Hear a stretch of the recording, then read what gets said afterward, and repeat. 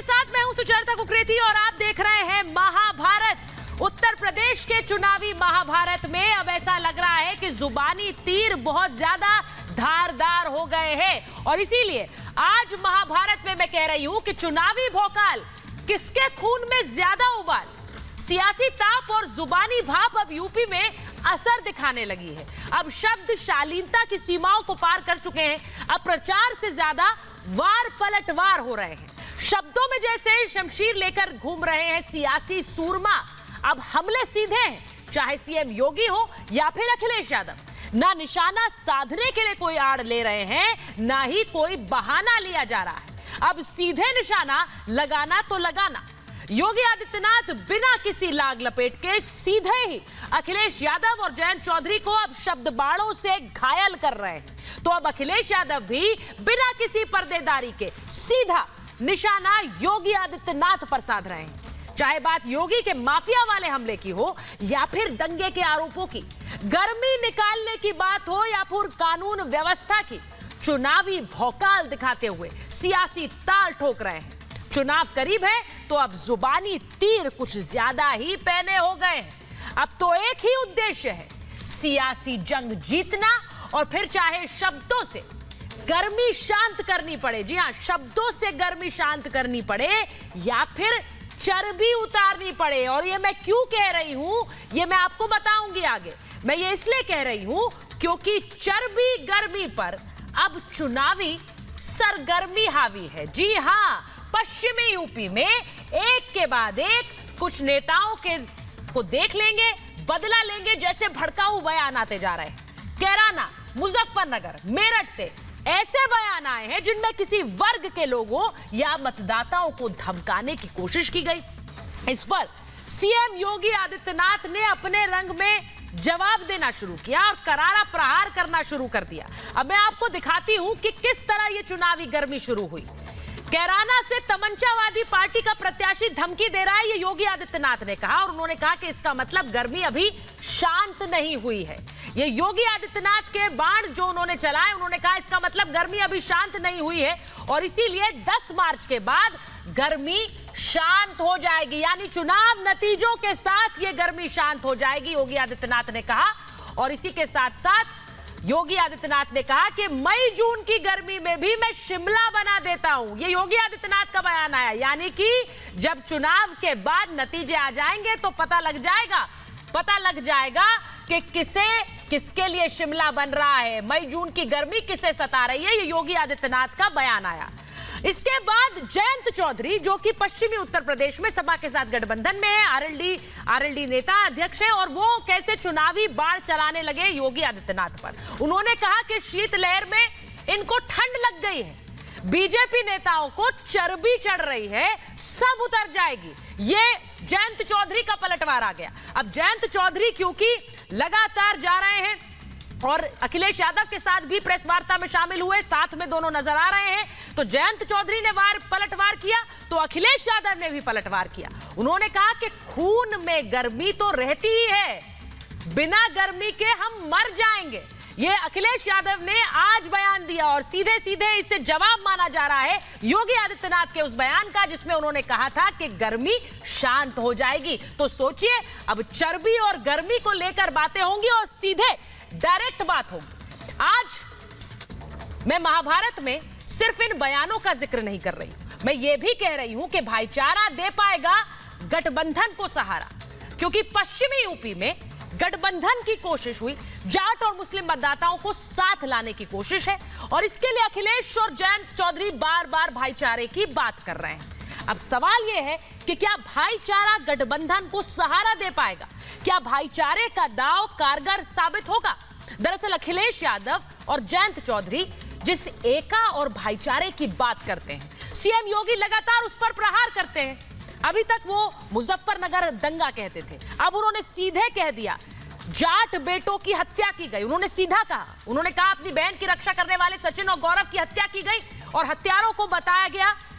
ये वो बात है किस तरह से उनका महिमा मंडन किया गया और आज भी वहां के तमाम लोगों को यह बात कचोटती है, यानी भाईचारे में दंगा खटास बना हुआ है जिसकी याद बार बार योगी आदित्यनाथ दिलाते हैं। ऐसे में सवाल ये कि क्या भाईचारे का नारा गठबंधन को सहारा दे पाएगा, क्योंकि भाईचारे का नारा दे रहे हैं अखिलेश यादव। योगी के पहले तीर गठबंधन की कोशिशों की क्या कमर तोड़ देंगे, क्योंकि वो पूरा इतिहास फिर से याद दिला रहे हैं।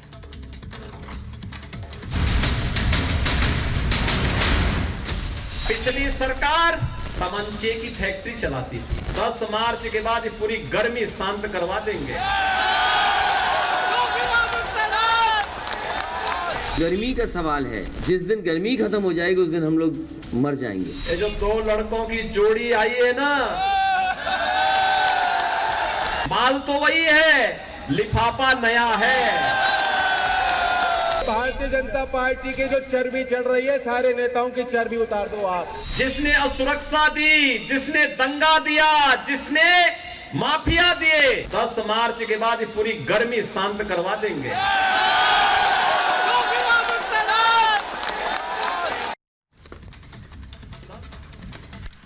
और मैं आज महाभारत में अपने मेहमानों का परिचय आपसे करा देती हूं। मेरे साथ जुड़ रही हैं बीजेपी की प्रवक्ता चारू प्रज्ञा, मेरे साथ जुड़ रहे हैं लेखक राजनीतिक विश्लेषक करण वर्मा, मेरे साथ समाजवादी पार्टी के नेता तारिक अहमद लारी जुड़ रहे हैं और आरएलडी के नेशनल सेक्रेटरी इंद्रजीत सिंह टीटू जुड़ रहे हैं और साथ ही राजनीतिक विश्लेषक डॉक्टर सतीश प्रकाश। बहुत बहुत स्वागत आपका। लेकिन मैं सबसे पहले महाभारत में जा रही हूँ स्वामी प्रसाद मौर्य जी के पास, जिनको टिकट तो मिल गया है, लेकिन उनका टिकट कैसे बहुत से लोग कह रहे हैं कि कट गया है, मिलने के बाद भी कट गया है। अब मैं ये पूछूंगी उन्हीं से, क्योंकि सीधे सीधे स्वामी प्रसाद मौर्य जी, बहुत बहुत स्वागत आपका महाभारत में। मैं पहला सवाल आपकी सीट के बारे में पूछूं उससे पहले, ये जो चुनाव में गर्मी चर्बी की बातें हो रही हैं और सीधे सीधे अब तो योगी आदित्यनाथ कह रहे हैं कि गर्मी उतर जाएगी 10 मार्च को सबकी। पहले तो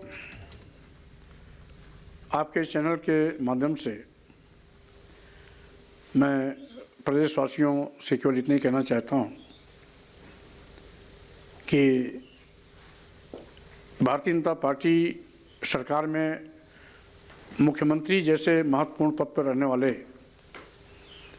योगी जी द्वारा ये कहना मुजफ्फरनगर और कैराना की जनता के सामने कि मैं गर्मी उतारना जानता हूं, 10 मार्च को सबकी गर्मी उतर जाएगी, ये कहीं न कहीं ये बयान एक मुख्यमंत्री का नहीं है, ये किसी गुंडे माफिया और मवाली का है। अरे आप तो उनके मंत्री इस तरीके से स्वामी जी, आप तो उनके मंत्री अलोकतांत्रिक भाषा का प्रयोग करना, व्यक्तिगत दुश्मनी निकालने की बात करना, हम समझते हैं एक मुख्यमंत्री को शोभा नहीं देता है। और सही बात तो यह है कि 10 मार्च को गर्मी उतारने वालों की गर्मी उतर जाएगी। हाँ। ये दूसरों की गर्मी उतारने लायक रहेंगे ही नहीं। स्वामी जी, आप ये कह रहे हैं कि चर्बी उतार दो। अब मुझे बताइए, 2 बयान है मेरे पास। जयंत चौधरी का बयान जिसमें वो कह रहे हैं कि इनकी सारी चर्बी उतार दो, और वहीं दूसरी तरफ योगी आदित्यनाथ कह रहे हैं गर्मी शांत हो जाए। किसका बयान ज्यादा बुरा है? मुख्यमंत्री जी ने सीधे कहा कैराना और शामली की जनता को, मुजफ्फरनगर की जनता को। जब मुख्यमंत्री बयान सीधे दे रहे हैं, हाँ, और जिले के नाम लेके दे रहे हैं, तो ये मुजफ्फरनगर और शामली कैराना की जनता का ही अपमान नहीं है, ये तो बिल्कुल सीधे सीधे लोकतंत्र की हत्या है। और लोकतंत्र की हत्या करने वालों के साथ स्वाभाविक रूप से इसी प्रकार की भाषा का इस्तेमाल करना चाहिए। जो मुख्यमंत्री है वो गर्मी उतारेगा। सही बात तो यह है कि इस लोकतांत्रिक व्यवस्था में जनता ही किसी गर्मी उतार सकती है, और उसमें दूसरे का कोई योगदान है ही नहीं। तो ये क्या से गर्मी उतारने वाले हैं?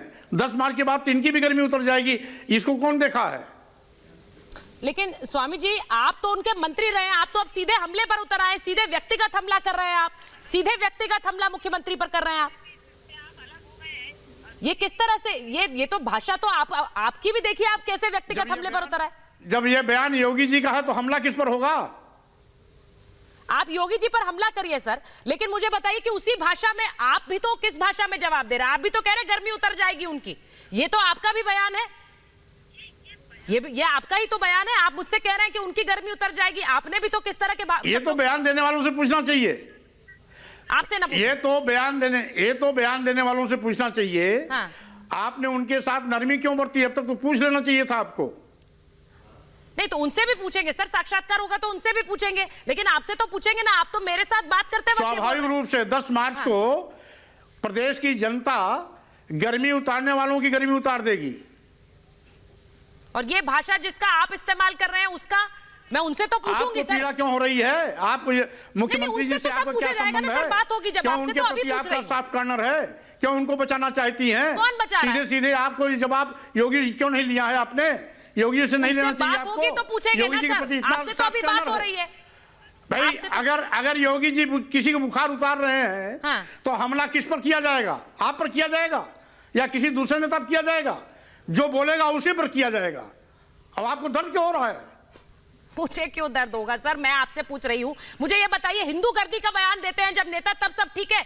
सपा के नेता टिकट मिला, वो कह रहे हैं हिंदू गर्दी उतार देंगे, ये बयान ठीक है क्या? उस बयान पर क्यों नहीं बोलते? भारतीय जनता पार्टी के नेता माहौल बिगाड़ना चाहते हैं और भारतीय जनता पार्टी के नेता और बयान माहौल वो जनता में दहशत पैदा करना चाहते हैं। गर्मी उतारने की धमकी देकर के ये सीधे सीधे देख लेने की धमकी दी जा रही है और ऐसे लोगों को आप बचाना चाहती हैं और उसका उत्तर हमसे मांगना चाहती हैं। सर, ये तो स्वाभाविक रूप से जो गर्मी देने की धमकी देगा, हाँ, आपके नेता उसकी गर्मी जनता उतारेगी। आप अपने 10 मार्च को उसकी गर्मी जनता उतार देगी। आप अपने नेता से बोलेंगे कि इस तरह के ढीला हो जाएगा, इस तरह के बयान दे रहे हैं, हिंदू गर्दी उतर जाएगी, हिंदू गर्दी हो गई, ये आप अपने नेता से बोलेंगे? ऐसे लोगों को क्यों टिकट दे रहे हैं आप? मैं आपसे पूछ रही हूं, आप तो बयानों पर बहुत बोल रहे हैं। इस तरह हिंदू गर्दी की बात कर रहे हैं वो, और वो खुलकर कह रहे हैं। मैंने ये बयान नहीं सुना है, ये आपके बयान आपके द्वारा सुन रहा हूं। हमारे नजर में हिंदू मुस्लिम सब बराबर हैं, हिंदू मुस्लिम भाई भाई, और साथ ही साथ सब ने मिलकर के देश को आजाद कराया। अगर जहां पर सरदार भगत सिंह, राम प्रसाद बिस्मिल, रोशन सिंह ने फांसी के तख्ते को चूमा हंसते हंसते, तो वहीं पर अशफाकुल्ला खान ने भी फांसी के तख्ते को हंसते हंसते चूमा इस देश के लिए। और वहीं वीर अब्दुल हमीद ने पाकिस्तान की दर्जनों टैंक को तोड़ करके साबित कर दिया कि हम इस देश के लिए, भारत के लिए अपनी जान देना भी जानते हैं, जान लेना भी जानते हैं। ऐसे लोगों की संतानों को अगर कोई गर्मी उतारने की बात करेगा, ये कहाँ की शोभा, कहाँ का शोभा वाली बात है, कहाँ की अच्छी बात है? छोड़ दिया, मैं आपके नेता पर सवाल पूछ रही हूँ। आप कहेंगे अपने नेता को क्यों टिकट दिया? सवाल ये पूछ रही हूँ।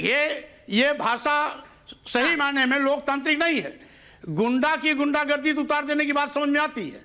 हिंदू और मुस्लिम सामूहिक रूप से हम ना किसी मुस्लिम समाज को दोषी बना सकते हैं, ना हिंदू समाज को दोषी बना सकते हैं।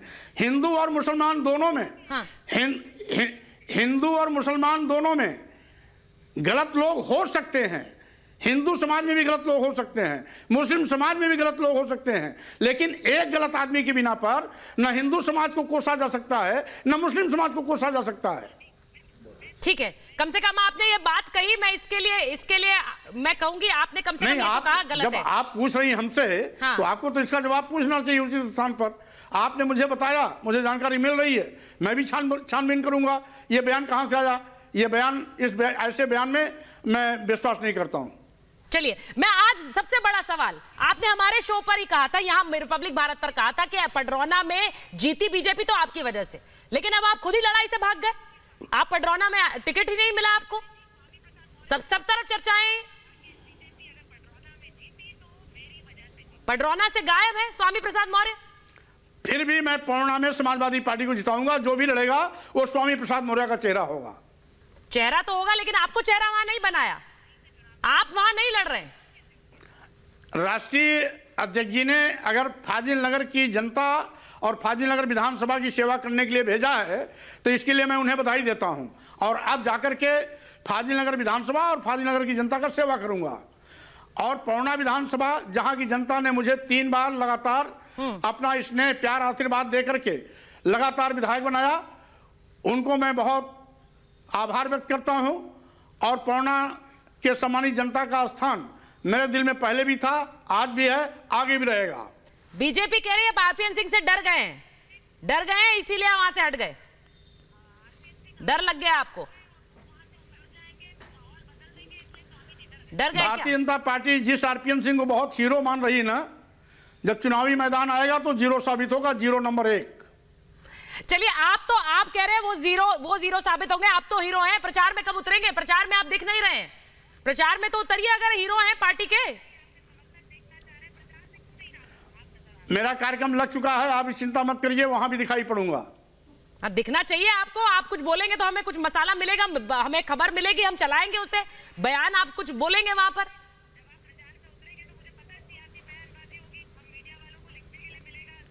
दिखेंगे ना आप। 6, 7, 8 मेरा दौरा लग गया है पश्चिमी उत्तर प्रदेश के लिए।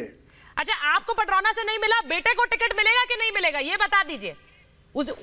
ये कहा जा रहा है उन्हीं के लिए तो आपने पार्टी बदली, अब उन्हें मिलेगा कि नहीं?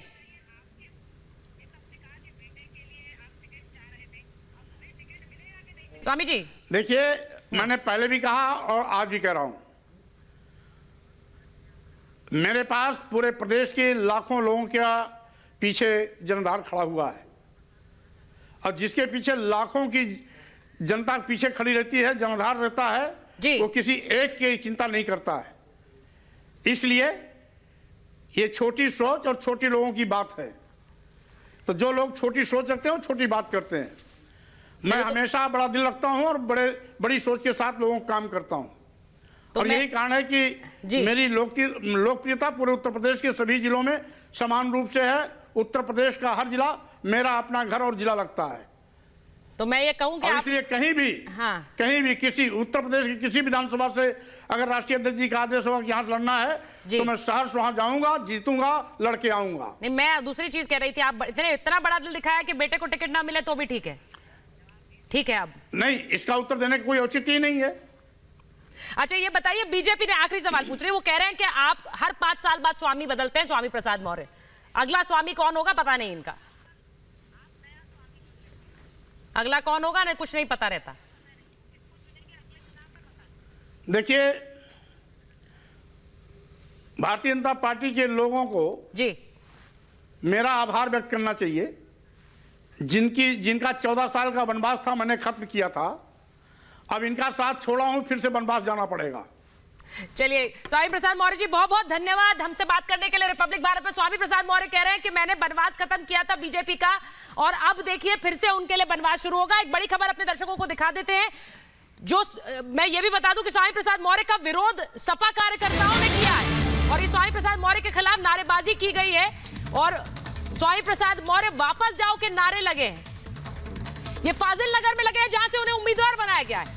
अब स्वामी प्रसाद मौर्य हमारे साथ थे अभी, और मैं अगर ये खबर थोड़ी देर पहले आती तो मैं उसी समय बताती। ये कहा जा रहा है कि स्वामी प्रसाद मौर्य के खिलाफ वहां पर नारेबाजी हो गए। कहा जा रहा है बाहर ही है, यहाँ से जाइए। स्वामी प्रसाद मौर्य के खिलाफ ये नारेबाजी हो रही है। तस्वीरें देख लीजिए आप, ये तस्वीरें वहां से आ रही है जहां पर कहा जा रहा है कि ये बाहर ही है,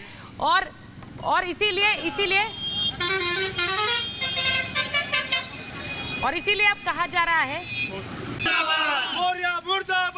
चलिए, मैं वापस महाभारत में आ रही हूँ, और महाभारत में मैं सीधे अपने मेहमानों के पास जा रही हूँ। लारी जी, ये जो बार बार आप स्वामी प्रसाद मौर्य हमारे साथ थे, ये बार बार जो बयानबाजी हो रही है कि गर्मी उतरेगी 10 मार्च को, भाई मैं तो सीधे वोटर की तरह पूछूंगी किसकी गर्मी उतरेगी? बयानबाजी इतनी हो रही है। मैडम, ये तो 10 मार्च को पता चल जाएगा किसकी उतर रही है और कौन गर्मी में कंबल पहन के बैठेगा, कौन गुंडा है और कौन दंगाई है और कौन क्या है। एक गुंडा बोल रहा है कि गुंडा ही उतार देंगे। ताज्जुब की बात है भाई, गुंडे को तो गुंडा ही उतारनी नहीं आती है, लेकिन गुंडे को गुंडा ही करनी आती है, और मुंह से ही ठाए ठाए करता है वो, तो वो ठाए ठाए वैसे ही होती है। तो करते रहे ठाए ठाए बैठकर, क्या फर्क पड़ता है? लारी जी, दिलचस्प बात बताती हूँ मैं आपको। दिलचस्प बात यह है कि आपकी पार्टी के सब नेता ये कहते हैं कि देखिए भाषा उनको कितनी खराब बोलते हैं बीजेपी वाले, चारू जी, और जितने भी लोग बोल रहे हैं, चाहे स्वामी प्रसाद मौर्य थे वो भी यही भाषा बोल रहे थे, आप भी यही बोल रहे हैं कि गर्मी उतर जाएगी। आप बोले तो ठीक है, वो बोले तो गलत है। नहीं सुचारिता जी, मैं आपको बताती हूँ योगी जी क्या कह रहे हैं। योगी जी ये कह रहे हैं कि दंगाइयों के लिए उत्तर प्रदेश फेमस होता था कि कर्फ्यू मैडम, ये मुझसे पूछ रहे हैं, जवाब मुझे दे लेने दीजिए। नहीं पा रहे, नहीं मेरा नाम है।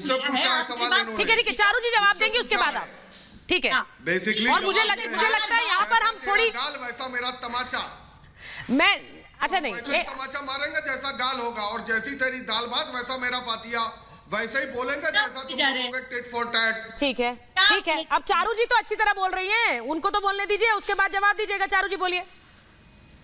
सुचारिता जी, चारू जी तो साल बड़ी पहले, ग्रेट लेडी है, चारू जी के बारे में क्या एक कहें? मिनट, अरे हाँ, सर, अभी बार वो बोल रही है कि पहले मैं, तो आप शिष्टाचार से पहले मेरी बात कीजिए।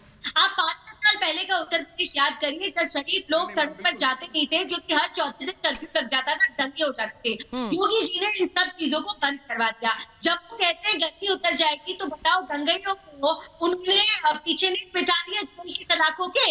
उन्होंने जिस तरीके से एनसीआरटी का डेटा चेक कर लीजिए, चाहे वो मर्डर हो, चाहे वो डकैती हो, चाहे वो रेप के केस हो, उत्तर प्रदेश में जिस तरीके से गुंडागर्दी चलती थी, हमारी सरकार आने से, मैं एक और बात बता दूं चारू, एक और जो बड़ी खबर आ रही है वो ये भी एक और बड़ी खबर आ रही है, वो ये भी मैं लारी जी को भी बता दूं, लारी जी भी सुन रहे हैं। लारी जी सुन लीजिए कि जिस तरह से चुनाव में सपा को एक झटका मिला, अपना दल सपा गठबंधन सीट अलग हो गई है और सीट बंटवारे को लेकर सहमति नहीं बनी है।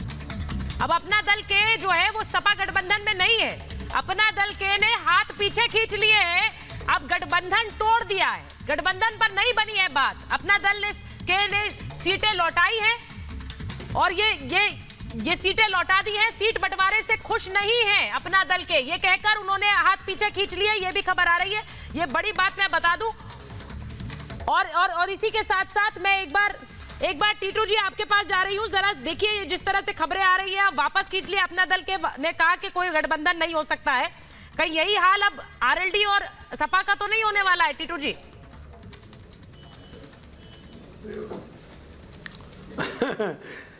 मैं नहीं कह सकता मैडम कि आप अंतर्यामी हैं, जोशी हैं, ना मैं जोशी हूँ ना आप जोशी हैं।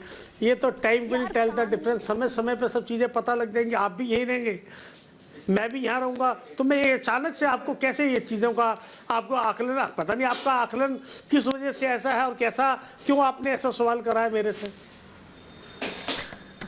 नहीं, आपको तो कैसा ऐसा लगा, कहीं से लग रहा है आपको ऐसा? नहीं सर, मैं देखिए ना, अब आप देखिए वहां पर स्वामी प्रसाद मौर्य के खिलाफ किस तरह से वहां पर किस तरह से उनके खिलाफ बयानबाजी हो रही थी, पोस्टर फट रहे हैं कि भाई इनको क्यों उतार दिया पडरौना से। मैं सिर्फ ये एक उदाहरण दे रही हूँ क्योंकि ये खींचतान लगातार हो रही है। अब वो आए हैं, उन्हें वहां पर उन्हें फाजिल नगर से उतार दिया, पडरौना से टिकट नहीं दिया है, तो अब आज मैंने उनसे बात करी, लेकिन वहां पार्टी ही उनका विरोध कर रही है, तो वो तो अब पार्टी में शामिल हो गए तब विरोध हो रहा है, तो दूसरी पार्टी के उम्मीदवार के साथ क्या हो? मैं सिर्फ पूछ रही हूँ आपसे। वो पार्टी के लोग नहीं है। हाँ, They are not from the party. मैं बता, अच्छा वो पार्टी के ही नहीं है, वो पार्टी के ही नहीं है। बहुत ठीक है, टीटू जी बोल रहे हैं, उसके बाद लारी जी आ रही हूँ मैं, आप कह रहे हैं वो पार्टी के ही नहीं है। ठीक है, पहले तो ये कि परिवार के अंदर बहुत सारी चीजें होती हैं और प्रतिस्पर्धा हमेशा आदमी को आगे बढ़ाती है। ठीक है, क्योंकि वहां पे हो सकता है स्वामी प्रसाद मौर्य जी का आज वहां चुनाव लड़ने गए हैं, हाँ। क्योंकि जो बड़ा लीडर होता है, जिसका जनाधार होता है, उसको ये चूज नहीं करना पड़ता, मुझे कहाँ लगता है। पर स्थानीय आदमी कोई हो सकता है वहां पैसे टिकट मांग रहा हो, वो स्थानीय आदमी के जो सपोर्टर हैं, जिनकी इच्छा थी वहां से लड़ने की, उन्होंने आदमी से विरोध कर दिया हो। ये एक राजनीति में एक पार्ट ऑफ द लाइफ है, ये राजनीति। नहीं, ये पार्ट ऑफ लाइफ नहीं है। सुचारिता जी, मैं एक बात कहना चाहती हूँ।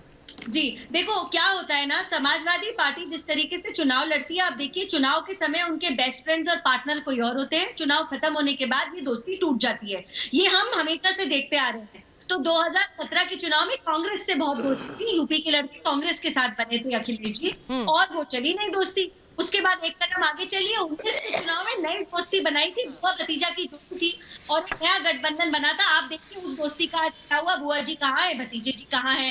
अब एक कदम और आगे आते हैं, 22 के चुनाव में फिर से एक नई दोस्ती बनी है। अरे मैडम, ऐसा अकाली दल को देख लीजिए, अकाली दल कहाँ है? कैप्टन अरविंदर सिंह से आप लोग की दुश्मनी चल रही थी, आज अरविंदर सिंह आप लोगों के साथ मिलकर चुनाव लड़ रहे हैं। नहीं, अब वो देखिए, लेकिन देखिए चारू अब गठबंधन तो टूटते अलग होते हैं, उससे पार्टी की सेहत पर फर्क नहीं पड़ना चाहिए। लारी जी कह रहे हैं, लारी जी भी तो आपसे कह रहे हैं कि आपके भी कई दल साथ थे, वो अलग हो गए, उससे पार्टी की सेहत पर फर्क ना पड़े, ये जरूरी है। हाँ, तो आपको हिस्ट्री बता दी समाजवादी पार्टी की, एक पार्टनरशिप बता दी थी जो लगातार इनके साथ होती हो। चुनाव से पहले पार्टनर है, चुनाव के बाद पार्टनर नहीं है, ये इनका रिकॉर्ड है। और इसीलिए समाजवादी पार्टी खुद तो डूबती है, अपने साथ अपने अलायंस पार्टनर को लेके भी डूबती है। एक बात और है, इस बार इन्होंने ना नया रिकॉर्ड कायम किया है सुचारिता जी, जेल के अंदर बैठ के कितने लोग चुनाव लड़ेंगे? इस कंपटीशन को समाजवादी पार्टी जीत गई है। मतलब कांग्रेचुलेशन मेरी आपको है। अगर आपको जीत लगती है कि दंगाई लोग टिकट दे रहे हैं, जेल के अंदर लोग बैठे टिकट दे रहे हैं, उसके बाद के पलायन हिंदुओं का खूब घमंड में बैठे आप लोग, बहुत अच्छी बात है, जनता ये घमंड तोड़ेगी आप लोग का। आदिल चौधरी क्या कहते हैं? एक बार हम लोग जीत जाए, इनका अल्लाह इनको सबक सिखाती है। क्या सबक सिखाने की बात करते हैं? कहते हैं इसको छूटेंगे नहीं। जो इस भाषा में बोलते हैं वैसे लोग। चारू का ऑडियो ठीक कराइए, चारू का ऑडियो बार बार कट हो रहा है, ठीक से आ नहीं रहा है। अंकित, चारू जी का ऑडियो ठीक कराइए प्लीज। चारू जी का ऑडियो ठीक कराइए। मैं एक बार, एक मिनट सुनिए, मैं एक बार लारी जी करण के पास में जा रही हूँ। करण, मुझे एक बात बताइए। अब मैं अपनी जिस बात को लेकर मैंने महाभारत शुरू की थी, चर्बी गर्मी के बयान, करण मुझे ये बताइए, ये बयान की शुरुआत कैसे हुई? आज स्वामी प्रसाद मौर्य कह रहे थे कि भाई मुझे अच्छा नहीं लग रहा है क्योंकि ये मुख्यमंत्री बोल रहे हैं, लेकिन किन बयानों के बाद उन्होंने ये बात कही? जरा बताइए, कॉन्टेक्स्ट समझाइए लारी जी को, क्योंकि लारी जी कह रहे हैं कि भाई ऐसे जैसा आप बोला जाएगा वैसा जवाब देंगे, तो फिर तो भाषा का स्तर तो गिरता जाएगा। करण, देखिए सुचारिता जी, भाषा को एक मिनट के लिए अगर हम किनारे भी रखें और सिर्फ कर्मों को देखें, करनी को देखें, तो हम पाएंगे कि सपा ने जिन लोगों को टिकटें दी हैं, जरा उनका कारनामा तो देखिए जरा। नाहिद हसन कैराना में, असलम चौधरी, रफीक अंसारी जो कह रहे हैं हिंदू गर्दी खत्म कर देंगे हम। जब आप ऐसे लोगों को टिकटें देंगे तो उत्तर प्रदेश की जनता की दिल की आवाज है, मैं लखनऊ से आपसे बात कर रहा हूं, ये दिल की आवाज है कि ऐसे लोगों की गर्मी उतरनी ही चाहिए। अगर बार बार 17 केस गैंगस्टर एक्ट में बुक होने के पश्चात ऐसे लोगों को टिकटें दी जाती है तो इनके हौसले पस्त होने ही चाहिए। मुख्यमंत्री जी ने जो बात कही बिल्कुल सही कही, वो बिल्कुल सही कही, और गर्मी उतारने के कानूनी ढंग भी होते हैं, ये सिर्फ चुनाव जीतने की बात नहीं होती। अगर कोई दंगाई है जिसने कानून अपने हाथ में लिया है तो कानून का सही पालन होके इनकी गर्मी कम होनी चाहिए और वो होकर रहेगी। इसलिए ये बिल्कुल एक सकारात्मक बयान है। ये यूपी की, अब ये चुप नहीं करेंगे। एक मिनट लारी जी सुनिए ना, लारी जी शुरुआत कहाँ से हुई, मैं उस पर आ रही हूँ, क्योंकि जब बड़े नहीं लारी जी शुरुआत कहाँ से हुई, शुरुआत कहाँ से हुई, मैं उस पर आ रही हूँ, जरा सुन लीजिए ना एक बार। और उनका वीडियो रिलीज होगा कि जब हम पावर में आएंगे तो एक बार बराबर कर देंगे, पुराना हिसाब बराबर करेंगे, बदला लेंगे। जब ऐसे बयान आएंगे तो फिर ये मुख्यमंत्री को कहना ही पड़ेगा कि कानून व्यवस्था को हम स्थापित करेंगे। मैं टीटू जी के पास भी जाऊंगी। टीटू जी, चारू जी का ऑडियो ठीक हो गया, उनको भी लाइए स्क्रीन पर। मैं एक चीज दिखाती हूँ आपको, क्योंकि ये बार बार जिस तरह के बयान आ रहे हैं और ये क्यों आ रहे हैं।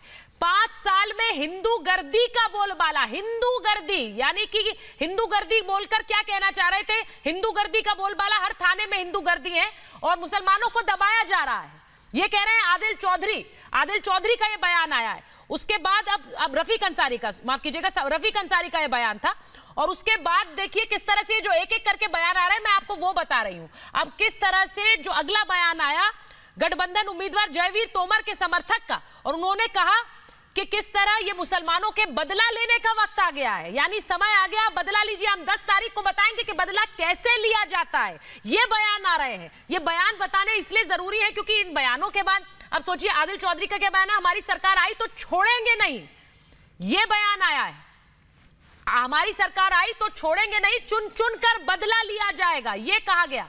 ये बयान आने के बाद, और नाहिद हसन के समर्थक क्या कहते हैं? नाहिद हसन को मुझे लगता है अब तक सब लोग जानते हैं, क्योंकि उनको टिकट दिया, उस पर बीजेपी ने काफी हंगामा किया कि किस तरह से पलायन के आरोपी को आपने टिकट दे दिया, जेल में हमारे नाहिद के साथ गड़बड़ी हुई, तो यहाँ 1 मिनट नहीं लगाएंगे गड़बड़ी करने में। ये बयान आया, कैराना में 24,000 जाट है, हम शामली में 90,000 है, तो ये बयान आ रहे हैं। और शामली में जाटों ने हरकत की तो भूसा भर देंगे, इलाज कर देंगे। अब इस तरह के बयान आ रहे हैं। मुझे लारी जी ये बताइए कि क्या ये बयान आए और सूबे का जो मुखिया है वो कहे बहुत अच्छी बात है, इसी तरह के बयान आने चाहिए चुनाव में, यही होनी चाहिए बात, ये कहना चाहिए था।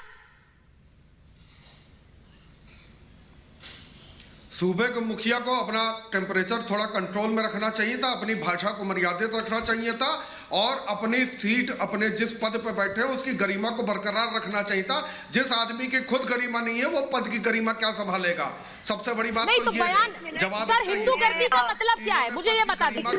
लारी जी मुझे बता दीजिए हिंदू गर्दी का मतलब क्या होता है? गरिमा तो कोई है नहीं मैडम। हिंदू गर्दी का मतलब क्या होता है लारी जी? नहीं हिंदू गर्दी का मतलब क्या है मुझे समझ नहीं आया सर। हिंदू गर्दी मचा रखी है, हिंदू गर्दी मचा रखी है, इसका मतलब क्या होता है? ये उसी हिसाब से ये मुसलमानों से बदला लेने की बात कर रहा है। नहीं सर, ये उन लोगों से बदला लेने की बात कर रहा है। उन्होंने नाम लिया, उन्होंने नाम लिया, या तो हिंदू गर्दी कहकर कहा जा रहा है। मुझे बता दीजिए ना सर, मैं आपसे पूछ रही हूँ। नहीं लारी जी चारू में आ रही हूँ, चारू में आ रही हूँ, एक मिनट लारी जी नॉन स्टॉप नहीं बोलिए। लारी जी मैं आपसे एक सवाल पूछ रही हूँ, मुझे बताइए, चारू जी को बताइए, जरा एक्सप्लेन करिए मेरे व्यूअर को कि हिंदू गर्दी क्या होता है। नहीं तो चुल्लू भर पानी में योगी आदित्यनाथ।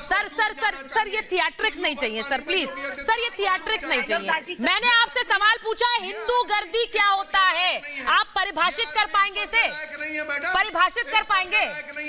नहीं थिएट्रिक्स सुनिए नहीं लारी जी मेरा सवाल सुनिए मेरा। गर्मी उतारने का नहीं आप नहीं पता, मैं टीटू जी से पूछती हूँ, शायद वो आपके गठबंधन सहयोगी हैं, वो बता पाए हिंदू गर्दी का क्या मतलब होता है। उनके तो सारे समर्थक हैं, उनके वोटर हैं, वो इसका समर्थन करते हैं इस बयान का। पूछूं मैं उनसे? ये गुंडा आदमी, ये गुंडा नहीं मैं एक मिनट सुनिए, टीटू जी को लाइए, नहीं चारू बोलिए, टीटू जी और चारू लगाइए। हाँ और मैं पहले इस बात बताना चाह रही थी, देखिए बिल्कुल साफ सीधे तरीके से मैं बता रही, समाजवादी पार्टी उन लोगों को टिकट देती है जो समाज के खिलाफ चलते हैं, पूरे समाज के खिलाफ चलते हैं, जो दंगे करवाते हैं, जो पलायन करवाते हैं, जो जेल के अंदर बैठे हुए हैं, प्रूव्ड क्रिमिनल जेल के अंदर बैठे हुए हैं, फिर भी उनको टिकट दिए जा रहे हैं तो चुनाव लड़ने। ये उन लोगों को अपने माथे पर सजाकर घूमते हैं जो ये कहते हैं हम बदले लेंगे, जो ये कहते हैं हम छोड़ेंगे नहीं। तो भाई ये तो पहले चुनाव के ही इस तरीके की बयानबाजी कर रहे हैं। आप सोच लो, गलती से ऐसे लोगों को वोट मिल गए, ये जीत गए तो उत्तर प्रदेश का क्या हाल करेंगे? पहले जो हाल था उससे बदतर करेंगे। आज की आपको मैं सच्चाई बताती हूँ। सितारता जी आप नोएडा में बैठी हैं, आपका स्टूडियो नोएडा में है, आप याद करिए 5-7 साल पहले की नोएडा की हालत क्या होती थी। एक लड़की अपने घर से बाहर काम करने नहीं जा पाती थी, ये सिक्योरिटी का हाल था उत्तर प्रदेश का। ये दंगाइयों को जेल के पीछे भेजने का काम योगी सरकार ने किया। और अगर आप उत्तर प्रदेश के गाँव जला दिया गया मिट्टी का तेल डाल के, बोलने दीजिए। सरकार कभी वापस नहीं आनी चाहिए। महिलाओं को घर से निकलने की आजादी मिल गई। अरे पहले तो सड़क ही नहीं होती थी, फिर भी खेतों में चुपके लोग बैठे रहते थे लूटने के लिए कि जो रात को दिन ढलने के बाद वहां से गुजरेगा उसका सामान लेके भाग जाएंगे। आप मुझे बताओ वेस्टर्न उत्तर प्रदेश में लिमिटेड डेवलपमेंट अब तक क्यों आ पाया?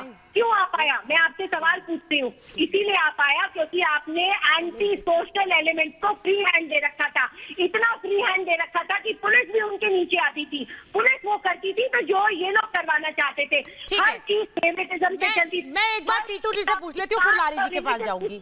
मैं टीटू जी से पूछ लेती हूँ, फिर लारी जी के पास जाऊंगी। हिंदू गर्दी क्या होती है टीटू जी?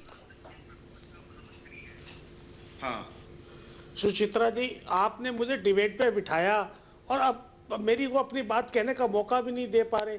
मेरी छोटी बहन चारू जो कह रही हैं, मैं ये कह रहा हूँ कि क्या चारू जी ने और मैंने हर विधानसभा में जाकर वोट करना है?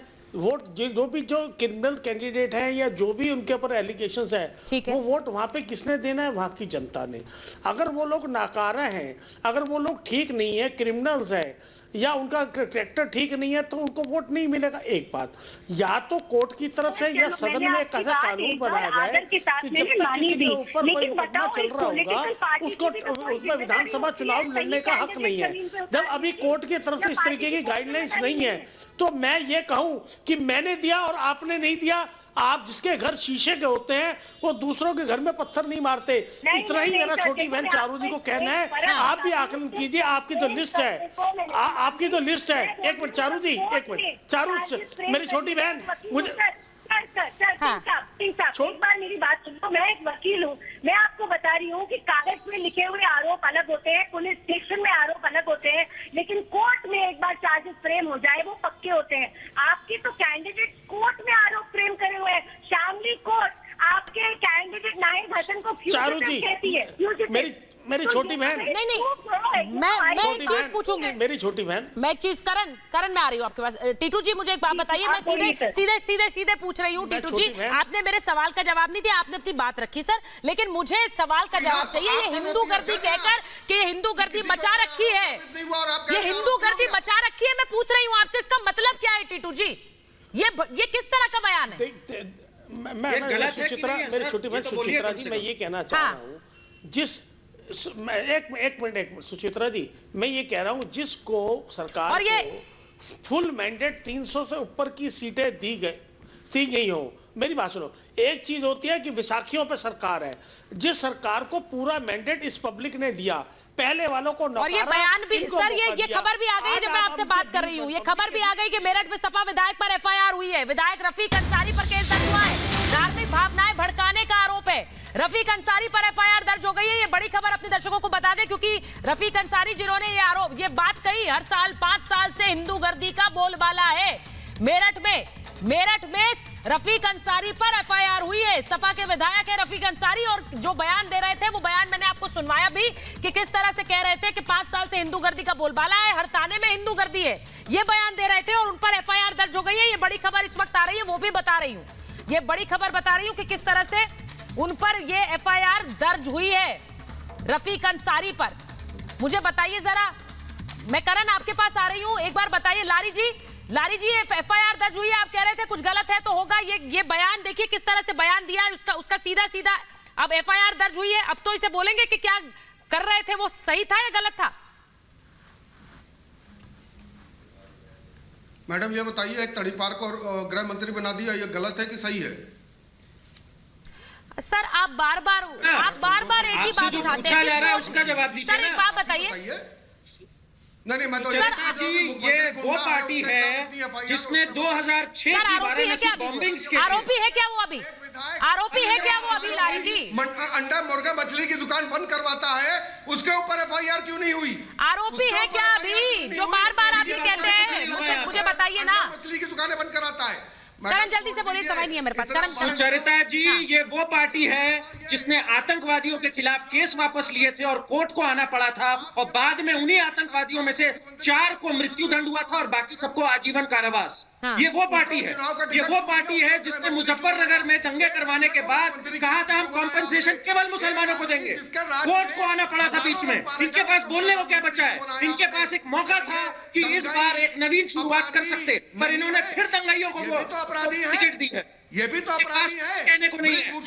करनी कथनी बयान सब में दंगा क्यों दिया जा रहा है और सिर्फ दंगा झूठ मार है, जिसने बाकायदा फिर हर किसी वजह से। ठीक है, बयानों में गर्मी है जैसा आप कह रहे हैं, लेकिन बयानों में गर्मी जरूर है, लेकिन जो गर्मी उतारेगी वो जनता है, वो बताएगी कि कौन सर पर रहेगा, कौन किसके सर पर ताज रहेगा और कौन उनके सर आंखों बैठेगा। बहुत बहुत धन्यवाद आप सभी का महाभारत में जुटे के लिए।